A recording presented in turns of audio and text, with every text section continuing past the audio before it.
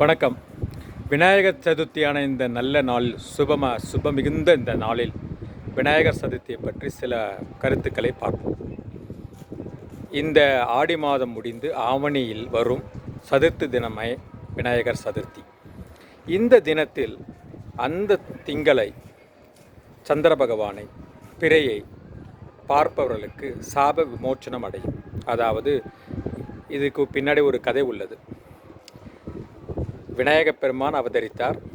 மனித உடலும் யானை முகமும் கொண்ட அவர் அவதரித்தார். அதற்கு ஒரு காரண காரியம் உண்டு.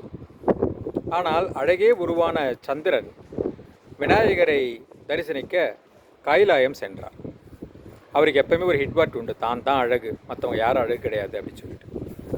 அவ்வளோ தூரம் போனவர் போயிட்டு விநாயகரை பார்த்த உடனே, என்ன இந்த உருவமா அழகின் உருவம், மனித உடலும் யானை முகம் கொண்ட இந்த உருவமா அழகின் சுரூபம், இதையா உலகத்தில் இருந்தவர்களும் பார்த்தார்கள் என்று பரிசோதித்தார். எள்ளி நகையாடினார், சிரித்தார். இதனால் கோபம் கொண்ட விநாயகப் பெருமான் சந்திர பகவானை நோக்கி, சந்திரா, அழகின் ஆணவத்தால் என்னை பரிசகித்த காரணத்தால் நீ அழகை இழந்து அரூபியாக கடவு என்று சாபம் அளித்தார். குஷ்டரோகம் வந்து சந்திர பகவானும் அந்த நோயினால் உட்கொள்ளப்பட்டு குகைக்குள் சென்று மறைந்தார். சந்திர பகவான் பொதுவாக 27 நட்சத்திரங்களும் 27 மனைவிமார்கள். ஒவ்வொரு நட்சத்திரத்தில் அன்றும் ஒவ்வொரு நாளும் அவர் பயணித்து கொண்டே இருப்பார். சந்திரன் இல்லாத காரணத்தினால் ஒவ்வொரு நட்சத்திர மனைவியரும் சோகம் கொண்டு விநாயகப் பெருமானின் சாபத்தை அறிந்து விநாயகப் பெருமானம் சென்று முறையிட்டு விமோச்சனம் அளிக்க வேண்டுகிறார்கள்.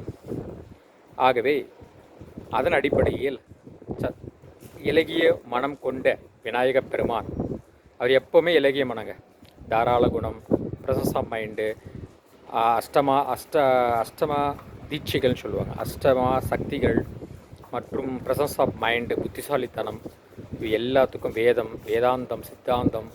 அது ஆகவே தான் விநாயகப் பெருமான் ஞானகாரகனாகிய கேதுவை பிரதிபலிக்கின்றார். யாருக்கு ஒரு ஜாதகத்தில் கேது பகவான் பலம் பெற்று குருவோடு சேர்ந்திருந்தாலோ, குருவால் பார்க்கப்பட்டாலோ, இல்லை பாக்கியாதிபதியால் பார்க்கப்பட்டாலோ, அவர்களுக்கு கேது பகவானும் ஞானமும் விநாயகப் பெருமானின் கருணையும் சித்திக்கும். ஆகவே அப்பேற்பட்ட விநாயகப் பெருமானை இந்த சதுர்த்தி அன்று, விநாயகர் சதுர்த்தி அன்று வழங்கி விநாயகனை செல்வ விநாயகன் என்றும், ஞான விநாயகன் என்றும், சித்தி விநாயகன் என்றும், வினைதீர்க்கும் விநாயகன் என்றும் வணங்கி எல்லோரும் பயனடைவோம். நன்றி. விநாயகர் இல்லாத எந்த ஒரு சுபகாரியம் இந்த உலகத்தில் நடைபெறப் போவதில்லை.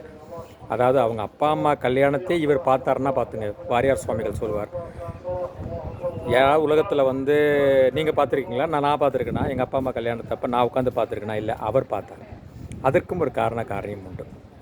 ஆகவே அப்பேற்பட்ட விநாயகப் பெருமானை வணங்கி, குறிப்பாக சந்திராஷ்டம தினங்களில் அன்று வணங்கி வர நலம் பயக்கும். சுபம்.